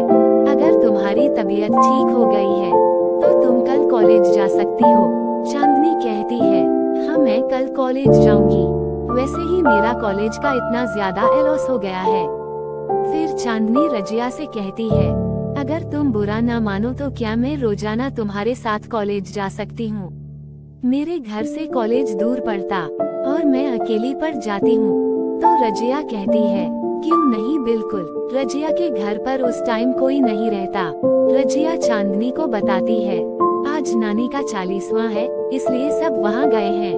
तुम बैठो, मैं तुम्हारे लिए चाय बनाकर लाती हूँ। चांदनी कहती है, ठीक है। रजिया के जाने के बाद चांदनी की नजरें सलमान को ही ढूंढ रही थी। वो इधर उधर देखती है, लेकिन सलमान उसे कहीं नहीं दिखाई देता। वो बेचैन होती है कि कैसे सलमान का पता लगाया जाए। फिर टहलते हुए चांदनी आंगन की तरफ जाती है तो सलमान को अपने कमरे में लेटा हुआ देखती है। वो कंबल ओढ़े हुए लेटा रहता है। उसके चेहरे से साफ पता चल रहा था कि वो बीमार है। चांदनी यह देखकर घबरा जाती है और कमरे के पास जाकर खड़ी हो जाती है। सलमान चांदनी को देखकर हैरान हो जाता है। उतने में रजिया आ जाती है और चांदनी को बताती है, भाई को 10 दिन से वायरल फीवर आ रहा है, इसलिए कमजोर हो गए हैं। इतने में चांदनी कहती है, तो क्या डॉक्टर को दिखाया, मेडिसिन ली उन्होंने। रजिया कहती है, हाँ डॉक्टर ने भाई को बेड रेस्ट बताया है, अब तो बहुत आराम है। तभी तो अम्मी लोग सब 40वें में गई हैं। इससे पहले भाई की काफी तबीयत खराब थी, अब पहले से बहुत बेहतर है। रजिया कहती है, चलो मैं तुम्हारे लिए चाय लेकर आई हूँ, पी लो। फिर दोनों आगे वाले रूम में चली जाती हैं। सलमान बहुत खुश होता है कि चांदनी को उसकी फिक्र थी, इसलिए वो उसे देखने घर तक आ गई। चांदनी को देखकर मानो उसकी आधी तबीयत तो ऐसे ही ठीक हो गई हो। 2-3 दिन के बाद सलमान ठीक हो जाता है तो फिर वो अपनी छत पर जाता है। चांदनी रोज की तरह आज भी छत पर खड़ी होकर सलमान का इंतजार करती है। आज सलमान को देखकर मानो उसकी खुशी का ठिकाना नहीं रहता। इससे पहले कि वो कोई इशारा करती, सलमान एक कागज में अपना नंबर और छोटा सा मैसेज लिखकर पत्थर में लपेटकर उसकी छत पर फेंकता है। चांदनी वो कागज का टुकड़ा उठाती है तो उसमें सलमान का मोबाइल नंबर और सलमान के प्यार का इजहार रहता है। चांदनी, मैं तुमसे बहुत मोहब्बत करता हूँ, अगर तुम भी मुझे चाहती हो तो मुझे इस नंबर पर व्हाट्सएप करो और मेरे प्यार का जवाब दो। चांदनी सलमान के इस प्रपोजल को पढ़कर बहुत खुश होती है और उसका नंबर अपने मोबाइल में सेव कर लेती है। फिर छत पर बैठकर ही उसे देखते हुए मैसेज टाइप करती है, मैं भी तुमसे बहुत ज्यादा प्यार करती हूँ और इस बात का एहसास मुझे तब हुआ जब तुमने छत पर आना बंद कर दिया था। तुम मेरी आदत में शामिल हो गए हो। चांदनी की यह बात सलमान को बहुत अच्छी लगती है। वो भी अपने प्यार और फीलिंग्स को जाहिर करता है और कहता है, मैं बचपन से तुम्हें जानता हूँ, लेकिन उस दिन जब मैंने तुम्हें छत पर देखा तो वो एक अलग ही एहसास था जो मुझे तुम्हारे तरफ खींच रहा था और उसी दिन से मुझे तुमसे प्यार हो गया और वो प्यार दिन ब दिन बढ़ता ही गया। तुम्हें देखे बिना मैं रह ही नहीं सकता। I love you Chandni, I love you too Salman. फिर चांदनी सलमान से कहती है, तुम पहले से बहुत कमजोर लग रहे, जल्दी से हेल्दी खाना खाकर पहले की तरह हो जाओ। सलमान, हाँ जिस डॉक्टर का ट्रीटमेंट चल रहा उन्होंने बोला है खून ब्लड की कमी हो गई है, उन्होंने मुझे ब्लड बढ़ाने वाली चीजें खाने को बोला है। चांदनी कहती है, हाँ तुम अच्छे से अपना ख्याल रखो और हेल्दी हो जाओ। सलमान चांदनी से कहता है, तुम मुझे कॉल करो, मैं तुम्हारी आवाज सुनना चाहता हूँ। चांदनी, कॉल पर तो मैं भी बात करना चाहती हूँ, लेकिन अभी नहीं, अभी मैं नीचे काम करने जा रही हूँ, मैं तुमसे रात में बात करती हूँ। सलमान, मैं रात तक सब्र नहीं कर सकता, मैं बेचैन हूँ तुमसे बात करने के लिए। चांदनी, मैं तुम्हारी बेसब्री ही तो देखना चाहती हूँ, वो मोहब्बत ही क्या जिसमें इंतजार न हो। इतना टाइप करके चांदनी सलमान को देखकर मुस्कुराते हुए नीचे चली जाती है। सलमान आहें भरता चांदनी को देखता रह जाता है और मन ही मन गुनगुनाता है, इश्क छुपता नहीं छुपाने से। बड़ी मुश्किल से सलमान का दिन गुजरता है और रात होती है। चांदनी सारा काम करके फ्री हो जाती है और फिर अपने रूम में चली जाती है। चांदनी अपना फोन उठाती है तो उसमें सलमान का मैसेज पड़ा रहता है, रात तो कब की हो गई, मुझसे अब सब्र नहीं होता, प्लीज कॉल करो। चांदनी मजे लेते हुए रिप्लाई करती है, मैं आज बहुत थक गई हूँ, कल बात करते हैं, अभी चलो सो जाते हैं। इतना कहकर चांदनी दबी आवाज में हंसती है। सलमान उधर से मैसेज लिखता है, सता लो जितना सताना है, हम आशिक हैं न सब सह लेंगे। और फिर उदासी वाला चेहरा बना लेता है। चांदनी सलमान की उदासी को समझ जाती है और डायरेक्ट उसको कॉल करती है। सलमान उसकी कॉल कट कर देता है और मैसेज लिखता है, जब बात करने का मन नहीं है तो कोई बात नहीं, मैं अपनी जान को परेशान नहीं करना चाहता, तुम सो जाओ, मैं तुमसे कल बात करता हूँ। और हाँ, एक और बात, क्या मैं तुम्हें जान कह सकता हूँ? चांदनी, बिल्कुल तुम मुझे जान कह सकते हो, आपका पूरा हक है। और मैं मजाक कर रही थी, मैं कोई थकी वकी नहीं हूँ, मैं खुद बेचैन थी आपसे कॉल पर बात करने के लिए, इसलिए जल्दी काम करके फ्री हो गई थी, लेकिन अम्मी ने मुझे दूसरा काम दे दिया था तो उसमें वक्त लग गया, कॉल करो ना जानू प्लीज। सलमान उतने में कॉल करता है। चांदनी कॉल उठाती है और एक लंबी सांस लेती है, फिर आहें भरती है और कहती है, क्या मैं आपको जानू बुला सकती हूँ? सलमान, मेरी जान को पूरा हक है कि वो मुझे जानू या फिर कुछ भी बुलाए। तुम्हारी आवाज सुनने को, तुम्हें देखने को मैं कितने दिनों से तड़प रहा था, लेकिन बीमार होने की वजह से मैं छत पर नहीं आ सका। चांदनी कहती है, मैं तुम्हें देखने के लिए बेचैन थी और मैंने ये भी डिसाइड कर लिया था कि चाहे कुछ भी हो जाए, इस बार मैं तुमसे अपनी मोहब्बत का इजहार करके रहूंगी। फिर चांदनी कहती है, मैं तुम्हारे बिना नहीं जी सकती जानू, तुम मेरी सोच में रात दिन बसे रहते हो, मैं सोती हूँ तो तुम्हारे सपने देखती हूँ, जागती हूँ तो आंखें तुम्हारा दीदार चाहती हैं, मैं बार बार छत पर जाती हूँ सिर्फ तुम्हारी एक झलक पाने। सलमान, जो हाल तुम्हारा है वही हाल मेरा भी है जान, मुझे तुम्हारे सिवा कुछ दिखाई नहीं देता, तुम्हें देखे बिना तो मेरा दिन ही शुरू नहीं होता। सलमान चांदनी से कहता है, क्या तुम इस टाइम छत पर आ सकती हो, मैं तुम्हें देखते हुए बात करना चाहता हूँ। चांदनी, तुम्हारे सामने ही तो हूँ। चांदनी मुस्कुराती हुई छत पर खड़ी रहती है। सलमान उसको देखता ही रहता है और फिर देर रात तक उससे बात करता है। सुबह होती है, चांदनी को अपने डिग्री कॉलेज जाना रहता है। उसे याद आता है कि उसने सलमान की बहन के साथ कॉलेज जाने का फैसला किया था। अब वो मन ही मन ये सोचकर खुश होती है कि रजिया के साथ कॉलेज जाने के बहाने वो सलमान से उसके घर पर मिल सकती है। जल्दी जल्दी तैयार होकर चांदनी सलमान के घर रजिया को लेने जाती है। चांदनी दरवाजा खटखटाती है तो दरवाजा खुलता है, सामने सलमान खड़ा रहता है। वो चांदनी को देखकर हड़बड़ा जाता है और उसके मुंह से आवाज निकल जाती है, तुम। चांदनी उसको देखकर इतराते हुए चेहरे पर हल्की मुस्कान लिए अंदर चली जाती है और रजिया से कहती है, चलो कॉलेज में रेडी हूँ। रजिया कहती है, एक मिनट में अपना बैग लेकर आती हूँ। रजिया ऊपर अपना बैग लेने जाती है, उतने में सलमान उसके करीब जाता है और कान में कहता है, आज तुम बहुत अच्छी लग रही हो, और इतना कहकर आंगन में चला जाता है। चांदनी मुस्कुराती है, उतने में रजिया आ जाती और कहती है, चलो। फिर दोनों कॉलेज चली जाती हैं। ऐसा अब रोज होने लगा था।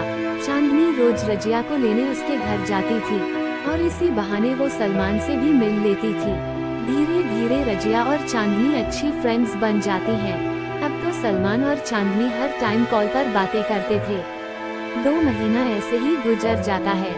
सलमान का जब भी मन करता वो अपनी छत से चांदनी को देखता और मोहब्बत वाले इशारे करता। चांदनी भी उसे इतराते हुए अपनी खूबसूरती का जलवा दिखाती। एक दिन बातों ही बातों में सलमान चांदनी से कहता है, मैं तुमसे मिलना चाहता हूँ, चलो कहीं बाहर चलते हैं। चांदनी कहती है, अगर किसी ने हमें देख लिया तो।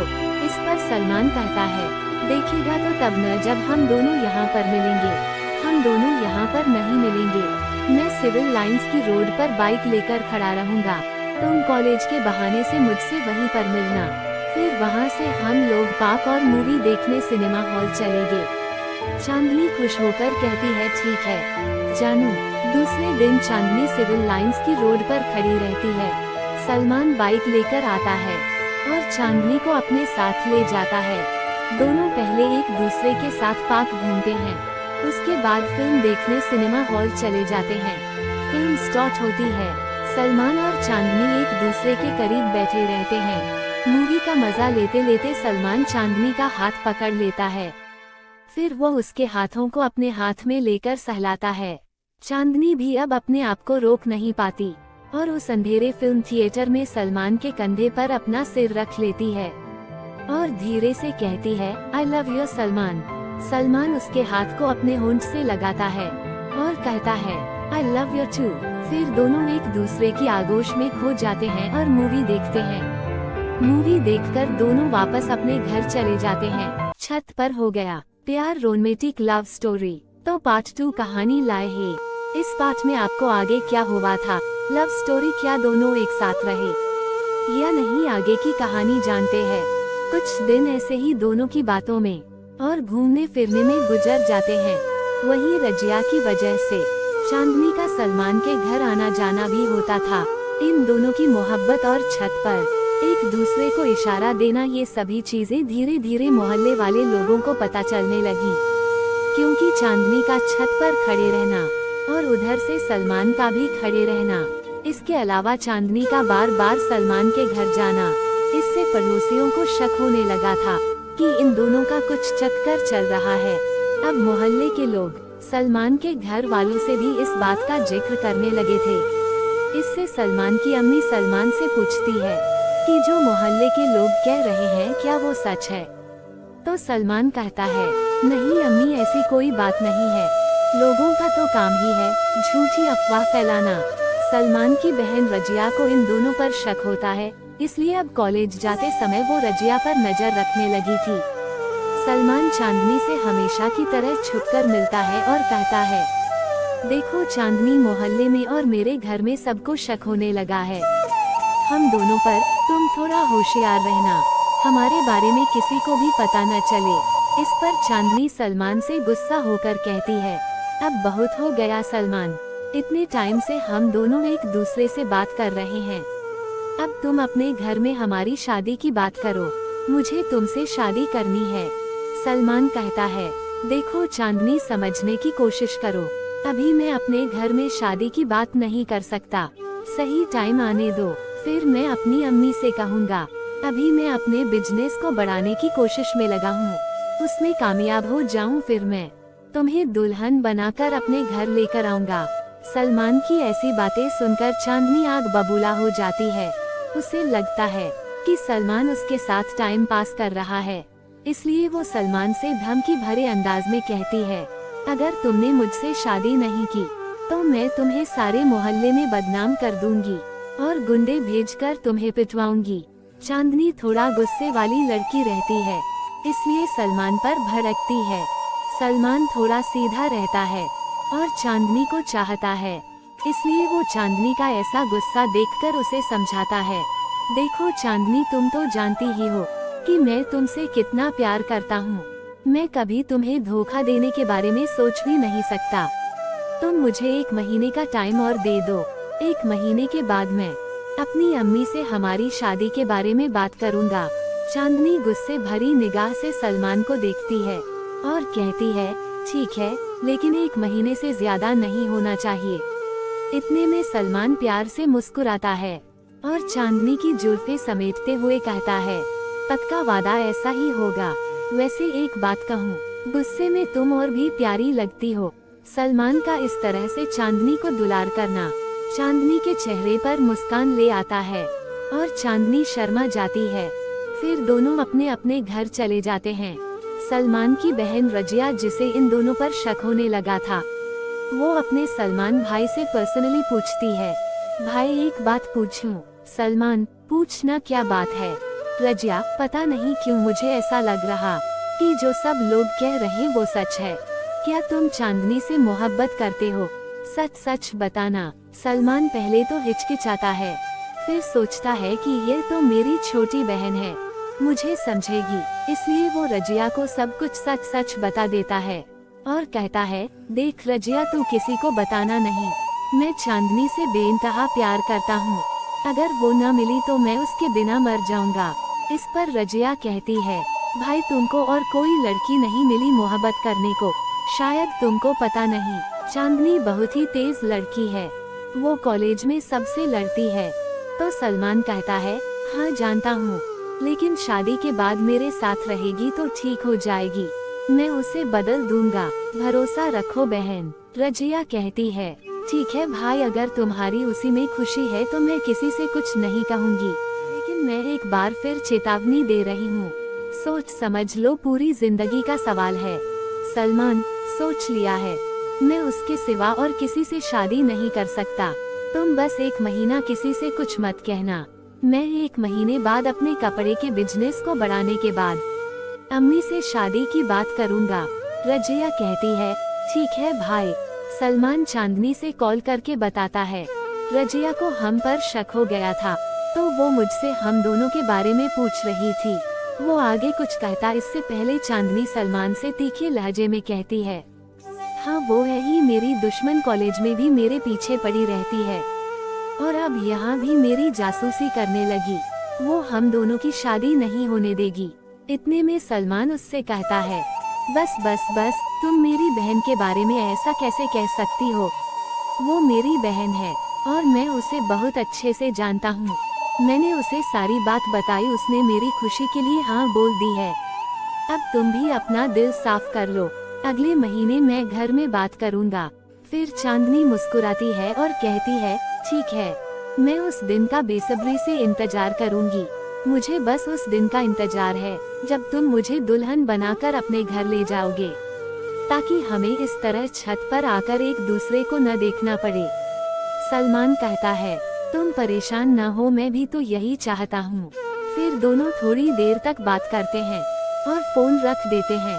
धीरे धीरे दिन गुजरने लगे। सलमान अपने काम के सिलसिले में अब चांदनी से कम बात कर पाता था। उसने एक दिन चांदनी से कहा कि वो अपने कपड़े का बिजनेस बढ़ाने में लगा है, वो रात में ही बात कर पाएगा, लेकिन चांदनी फिर भी उससे कहती सारा दिन बात करने को। कभी कभी सलमान अपने काम में ज्यादा बिजी होने की वजह से चांदनी से बात नहीं कर पाता और कॉल रिसीव नहीं करता। इस पर चांदनी बाद में सलमान पर बहुत गुस्सा उतारती, लेकिन सलमान उसका गुस्सा सह लेता है क्योंकि वो उससे प्यार करता है। एक दिन सलमान अपनी शॉप से थका हुआ घर आता है। चांदनी उसे देख लेती है और उसे कॉल करती है, लेकिन सलमान अपना फोन साइलेंट मोड पर करके चार्जिंग में लगा देता है, इसलिए उसे पता नहीं चलता और वो खाना खाने दूसरे रूम में चला जाता है। सलमान के कॉल रिसीव न करने पर चांदनी के सिर पर खून ब्लड सवार हो जाता है और वह अपने गुस्से को कंट्रोल नहीं कर पाती। वो छत पर जाती है और छोटे छोटे ईंट पत्थर लेकर सलमान के घर में मारती है। वो लगातार ऐसा करती रहती है, इसलिए रजिया उसे देख लेती है और जाकर अपने भाई सलमान से बताती है कि चांदनी हमारे घर में ईंट पत्थर मार रही है। सलमान घबरा जाता है और छत पर जाकर फौरन चांदनी को कॉल करता है और उसके गुस्से की वजह पूछता है। चांदनी कहती है, तुम इतनी देर से घर पर हो लेकिन मेरी कॉल रिसीव नहीं कर रहे, तुमने मेरे साथ टाइम पास किया, तुम्हारा मतलब निकल गया तो तुम मुझे इग्नोर करने लगे। सलमान चांदनी से, ऐसा नहीं है चांदनी, मैं तुम्हें इग्नोर नहीं कर रहा था, बस अपना बिजनेस आगे बढ़ाने में बिजी था ताकि अम्मी से शादी की बात करके तुमसे शादी कर सकूं। और अभी मैंने फोन चार्ज होने के लिए लगा दिया था, इसलिए मैंने देखा नहीं, मैं कल ही अम्मी से हमारी शादी की बात करूंगा। अब चांदनी शांत हो जाती है और सलमान से कहती है ठीक है। इतने में सलमान की अम्मी छत पर आ जाती हैं और सलमान से कहती हैं, इसकी कोई जरूरत नहीं है, रजिया ने मुझे सारी बात बता दी है, मैं ऐसी लड़की से तुम्हारी शादी कभी नहीं करूंगी। जो इतनी तेज है कि घर में ईंट पत्थर चला रही। सलमान अपनी अम्मी को बहुत समझाने की कोशिश करता है, लेकिन वो नहीं मानती और उसे खींचकर नीचे ले जाती हैं। चांदनी यह सब देखकर आग बबूला हो जाती है। सलमान की अम्मी सलमान को बहुत डांटती हैं और कहती हैं अब तुम उससे बात नहीं करोगे। अपनी अम्मी के डांटने से वो कुछ दिन चांदनी से बात नहीं करता और उसकी कॉल काट देता है। अब चांदनी इतना ज्यादा गुस्सा होती है कि अब रोज वो उसके घर में ईंट पत्थर चलाने लगती है। सलमान और उसके घर वाले उसकी हरकत से बहुत परेशान हो जाते हैं। फिर सलमान मजबूरी में फिर चांदनी से बात करने लगता है और उसे ऐसी हरकत करने से मना करता है। एक दिन सलमान की अम्मी सलमान को चांदनी से बात करते हुए देख लेती हैं। वो सलमान से पूछती हैं, तो वो कहता है अम्मी मैं बस ऐसे ही उससे बात करता हूँ, शादी नहीं करूँगा। शादी आप जहाँ कहेंगी वहीं करूँगा। सलमान की अम्मी कहती हैं ठीक है, लेकिन ये सब जल्दी बंद कर दो, मैं तुम्हारी शादी किसी शरीफ घराने की लड़की से कर दूंगी। इतना कहकर सलमान की अम्मी वहाँ से चली जाती हैं। एक हफ्ते बाद सलमान की अम्मी सलमान के लिए लड़की देखने जाती हैं। उन्हें लड़की पसंद आ जाती है। फिर कुछ दिनों बाद लड़के वाले आते हैं सलमान को देखने। उन्हें भी सलमान पसंद आ जाता है और वो उसे मिठाई और शगुन के पैसे देकर जाती हैं। लड़की वालों के आने की खबर चांदनी को होती है और वो छत पर जाकर सलमान के घर में ईंट पत्थर फेंकने लगती है। सलमान उसे कॉल करके डांटता है कि तुम यह सब क्या कर रही हो, तो चांदनी सलमान को धमकी देती है। फोन पर काफी बहस चलती है और रात तक चांदनी कुछ गुंडों को लेकर उसके घर पहुंच जाती है सलमान को पिटवाने। चांदनी को अंदर आते देख सलमान की अम्मी पीछे के दरवाजे से उसे बाहर भगा देती हैं। चांदनी सलमान के घर में घुसकर खूब हंगामा करती है और सलमान के घर वालों को धमकी देती है, कहाँ छुपा कर रखा है तुम सबने उसे, निकालो बाहर, आज तो मैं इसे छोड़ूंगी नहीं। उसने मेरे साथ टाइम पास किया, आज तो मैं उसे पिटवा कर रहूंगी। सलमान की अम्मी चांदनी से कहती हैं, देखो चांदनी तुम यहाँ जबरदस्ती का हंगामा कर रही हो, सलमान घर पर नहीं है। तुम्हारे इसी रवैया की वजह से हम तुम्हें अपने घर की बहू नहीं बना रहे हैं।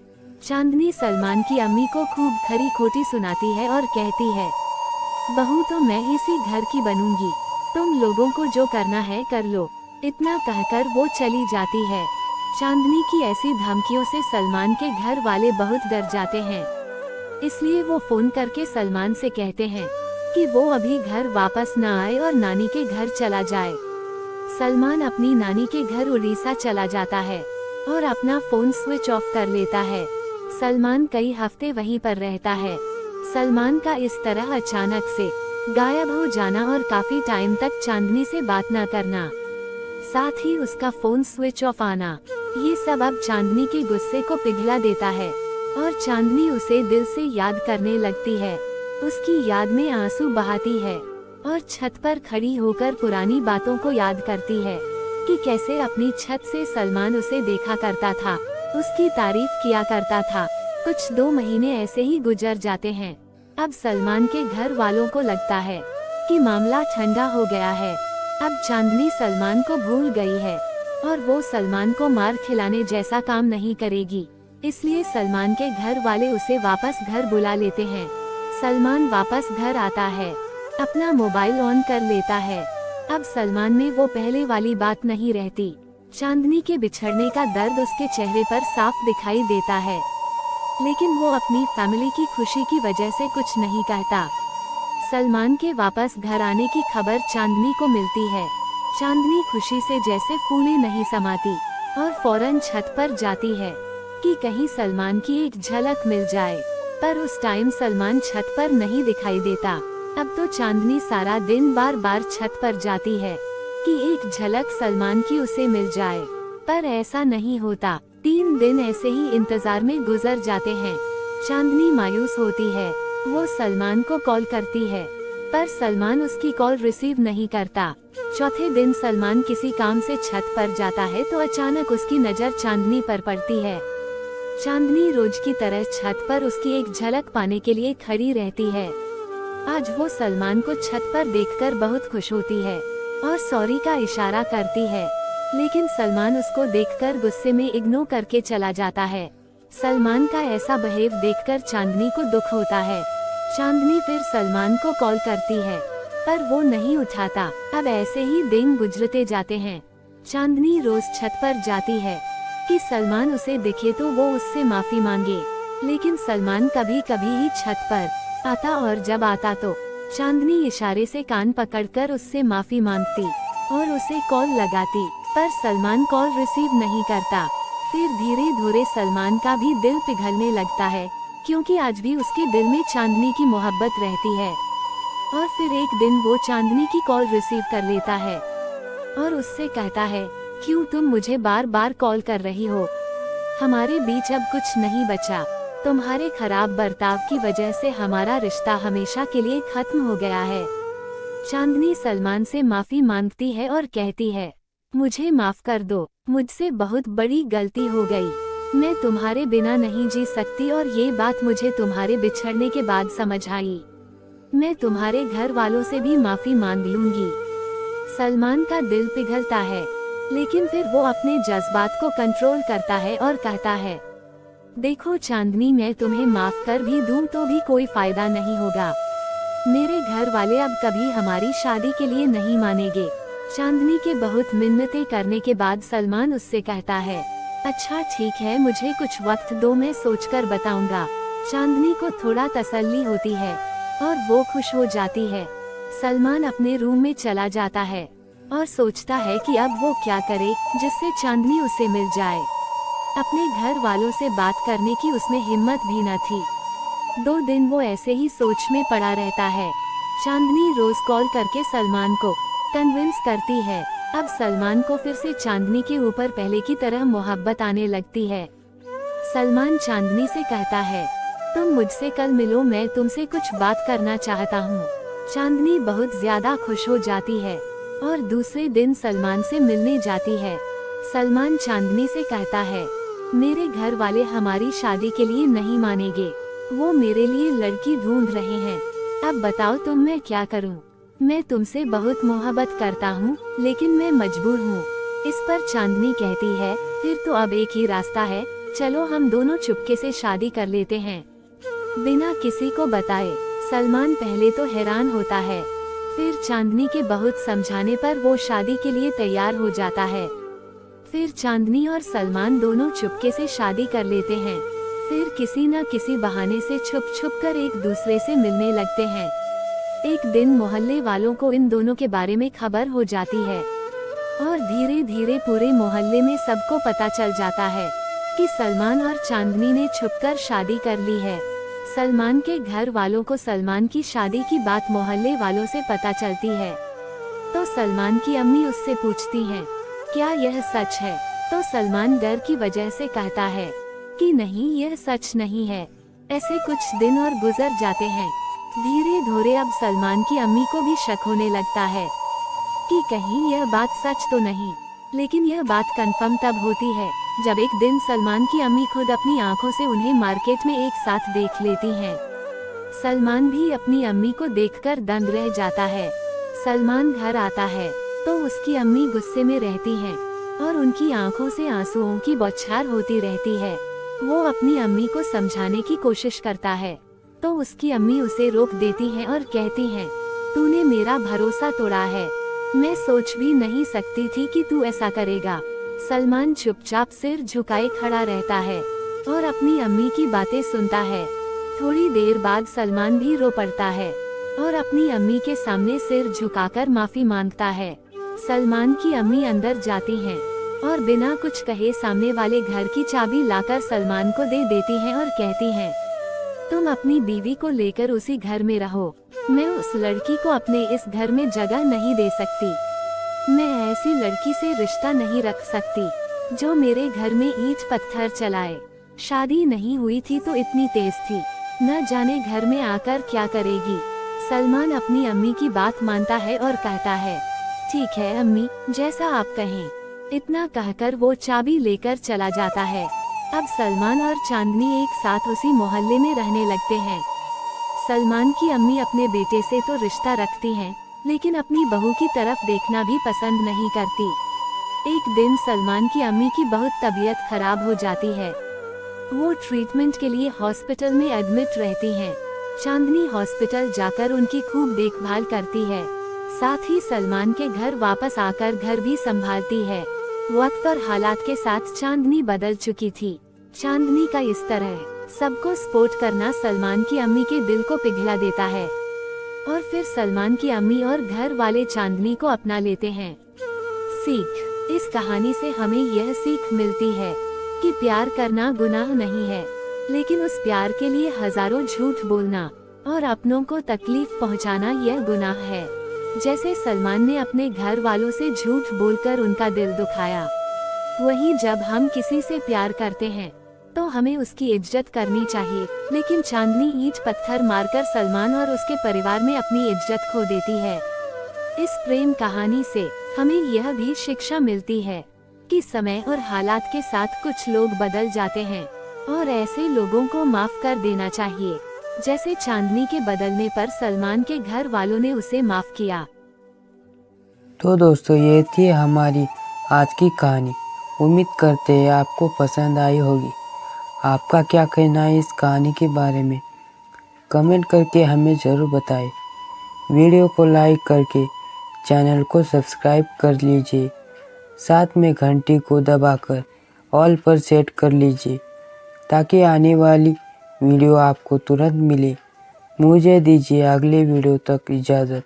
तब तक के लिए धन्यवाद।